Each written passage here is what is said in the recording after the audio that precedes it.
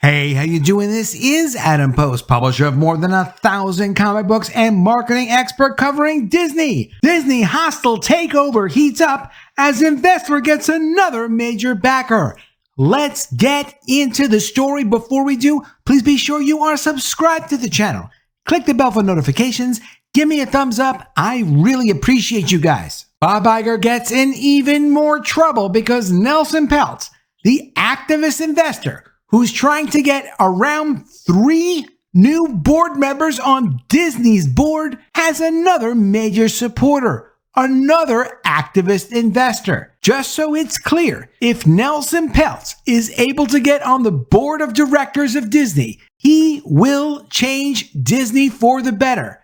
Yes, he is already aligned with Ike Perlmutter, former CEO of Marvel, who sold Marvel to Disney, but he has a tremendous history, you can check it out on Wikipedia, of working with big companies and turning them around. We know that there's been something really wrong at Disney for the last several years. Disney has been focusing on ideological content. They have not been representing the brands they own and control very well. The movies they put out, the TV shows they put out, it's a lot of soulless content, or it's content trying to push some kind of political agenda. Well, that's not good for business.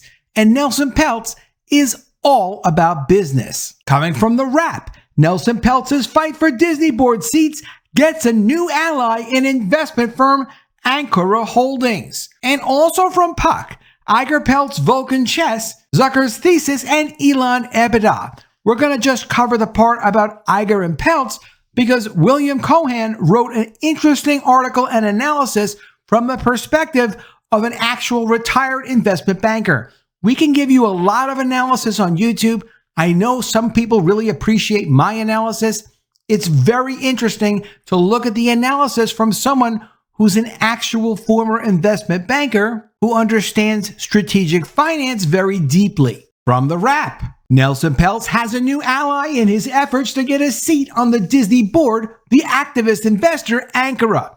And really, Nelson Peltz, he now represents about $3 billion worth of investment because it's his company's investment plus around $2 billion from Ike Perlmutter, so he's really looking for 3 board seats. The boutique investment firm, which typically focuses on family wealth and asset management, penned a letter to fellow Disney shareholders supporting Peltz and his firm Trian Fund Management in the quest for access to the boardroom. Well, we believe Disney is saying the right things about restructuring and transforming the enterprise. Ancora Holdings Group Chairman and CEO Frederick DiSanto and Ancora Alternatives President James Chadwick wrote in the letter dated Tuesday. Nonetheless, the addition of a shareholder representative or investor designated directors to the board can help ensure that these efforts are carried out in the most effective way. This is fascinating because I've done some other videos talking about this subject before. There is something very deeply weird about Disney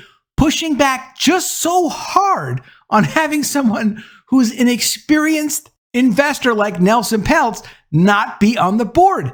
Disney has hired a new CFO who has experience in fighting off exactly this guy, Nelson Peltz, a new chief financial officer just for that. Bob Iger has explained in other interviews, essentially he came back to Disney partly to defend it from Nelson Peltz. It's not like Nelson Peltz breaks up and ruins companies. He has a very distinguished background and history, but just to give you a quick summary, Nelson Peltz has had experience with Heinz, Procter & Gamble, Unilever, Ingersoll Rand, Pepsi, multiple companies. And not just that, Peltz actually received an award.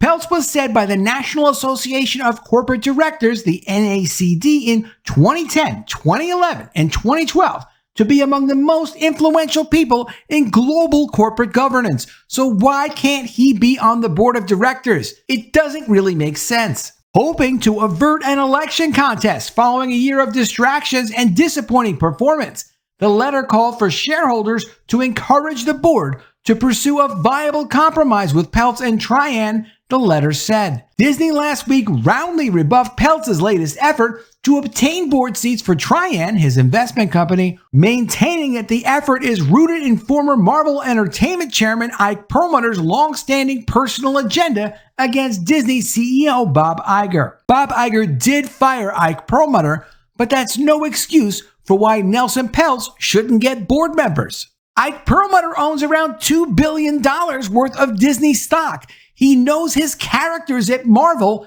very well. Marvel hasn't been performing very well. So what could possibly be the excuse to not get insight from Ike Perlmutter on what Disney should be doing with Marvel right now? Is this about agenda or is this about business? Perlmutter has joined his considerable stake in Disney stock, about 25 million shares, with Trian's holdings of about 8 million shares in the campaign to place Peltz and allies on the board. Peltz renewed his fight with Disney after the company's quarterly results were released last month, after backing off in February when Iger announced sweeping cuts of $3 billion, including 7,000 layoffs at the House of Mouse, which is what Peltz essentially was requesting, although Peltz was asking for more than just layoffs. But despite a fiscal fourth quarter report that showed gains in Disney Plus subscribers, revenue growth of 5%, and earnings per share that topped Wall Street's expectations, Peltz and Trian found continued fault with Iger's leadership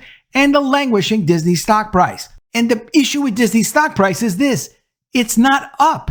It's down from the last time Peltz was pushing Iger in the first place. While the general stock market was up, Disney's stock price was down. Ancora, which has previously joined other activist campaigns, has now joined the fight, even though it did not disclose how much Disney stock it holds. Quote, a degree of shareholder-driven change is certainly warranted in Disney's boardroom following an extended period of absent-minded governance, ineffective succession planning, polarizing actions, and sustained value destruction. I love to see the comment of polarizing actions.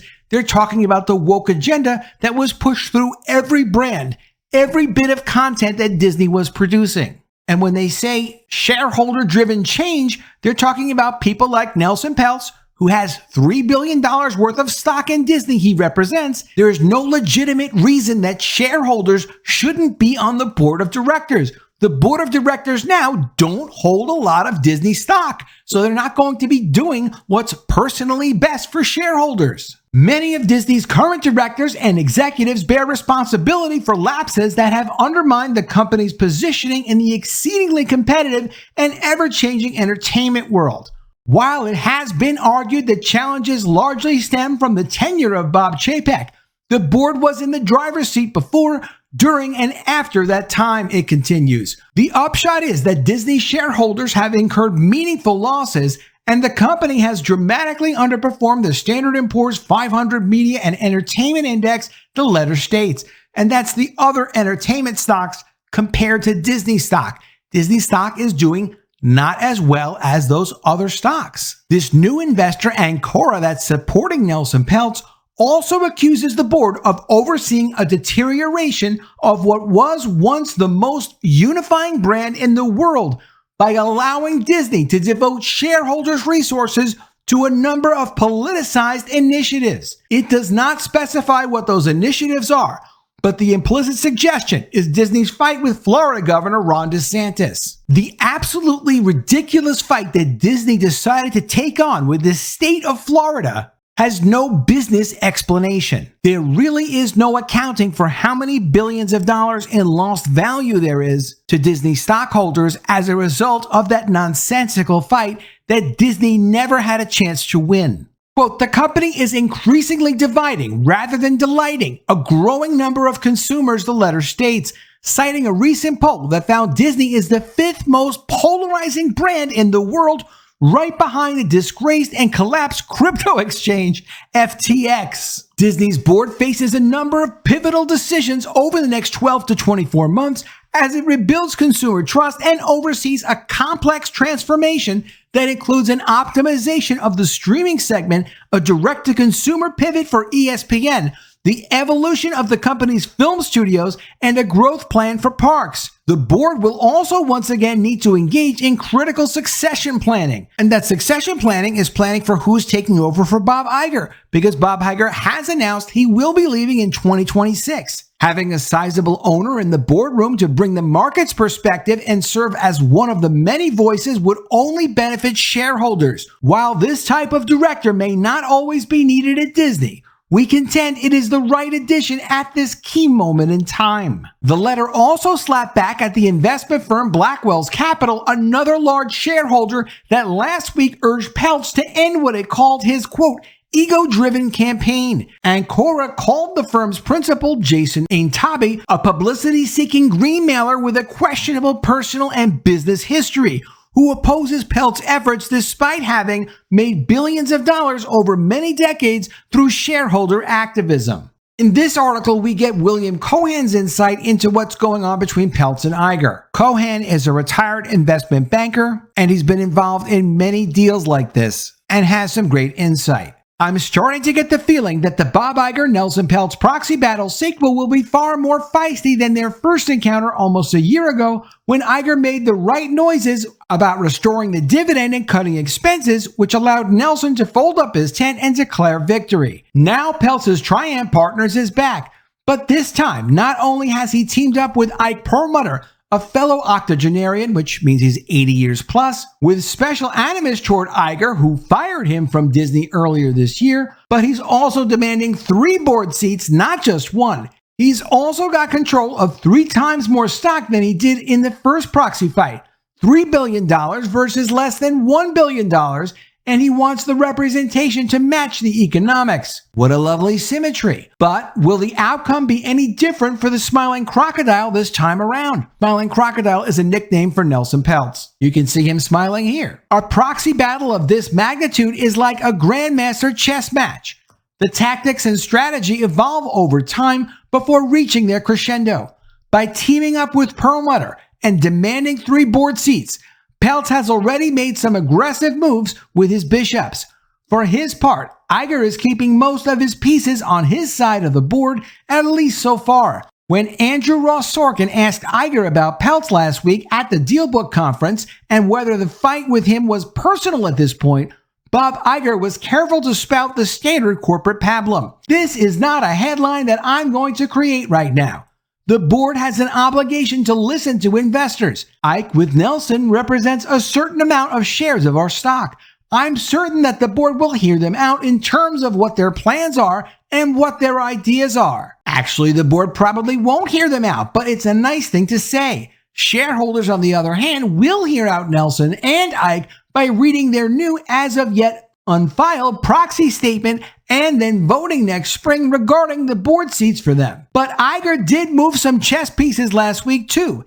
In addition to blathering corporate niceties, he announced that Disney would be restoring part of its dividend starting in January, which has been one of Peltz's demands from his proxy fight. He also announced that both James Gorman, the retiring CEO of Morgan Stanley, and Sir Jeremy Darroch, a former chief executive of Sky, would be joining the Disney board, which is starting to look awfully crowded these days. When these appointments become effective in the first 2 months of 2024, the size of the Disney board will temporarily increase to 13 members. Not only does Gorman add serious financial gravitas to the board amid the proxy fight, he also knows a thing or two about running a smooth succession process, having just elegantly handed over Morgan Stanley to his chosen successor, Ted Pick. It all seemed to come off without a hitch, unlike the recent succession process at Disney, where Iger roared back to life after he decided his chosen successor, Bob Chapek, wasn't working out. Iger had no qualms about throwing Chapek under the bus repeatedly at the DealBook conference. With the board already at 13 members, will there be room for 3 more if Peltz gets his way? 15 is a large corporate board, almost too large to be effective. It won't be 16 because Francis D'Souza is leaving the board after the annual meeting this coming spring. So the author is not sure if they see that happening. Iger may have put Peltz in check with that move. Of course, the crocodile is also bearing some teeth. On Thursday, Peltz's company Trian announced that it intends to once again take its fight for board seats to the shareholders. Quote, since we gave Disney the opportunity to prove it could right the ship last February, up to our re-engagement weeks ago, shareholders lost $70 billion of value, the firm wrote in a statement, meaning the stock price went down that badly just since last year when Peltz was involved. The statement continued, Disney's share price has underperformed proxy peers and the broader market over every relevant period during the last decade and over the tenure of each incumbent director, meaning each director that's on the board right now. Investor confidence is low, key strategic decisions loom, and even Disney's CEO is acknowledging that the company's challenges are greater than previously believed. While James Gorman and Sir Jeremy Dorrich represent an improvement from the status quo, the addition of these two directors will not, in our view, restore investor confidence or address the root cause behind the significant value destruction and missteps this board has overseen. When you cut through all that, of course, Nelson cares about making money. In the 6 weeks since he leaked that he had bought more Disney stock, had teamed up with Ike, and was demanding board seats, the Disney stock has actually increased about 10%. That may be enough of a return on investment for Peltz. The author wouldn't be surprised to see Nelson take his winnings and go home. After all, proxy fights are expensive. It will cost Nelson Peltz $100 million if he goes through with this proxy fight because of the cost of mailing and promotion and publicity. It will also cost Disney money to respond if Nelson Peltz does go through with the proxy fight. I do think he's going to go through with the proxy fight. I think Disney's going to have to defend what Bob Iger has been doing all these years. It is very significant to see another activist investor. And when we say activist investor, we don't mean social justice warrior. Activist investors push companies to make changes that are good for stockholders, that will increase the value of the stock. And this new activist investor really hits the nail on the head, explaining that Disney is dividing people instead of delighting people. I haven't seen that said before. I think it's absolutely great, really gets to the point. Let me know what you think of all this in the comments below. Always love to see your ideas. Please be sure you are subscribed to the channel. Click the bell for notifications, give me a thumbs up, and I'll see you again soon with another video. And if I don't see you, I will miss you.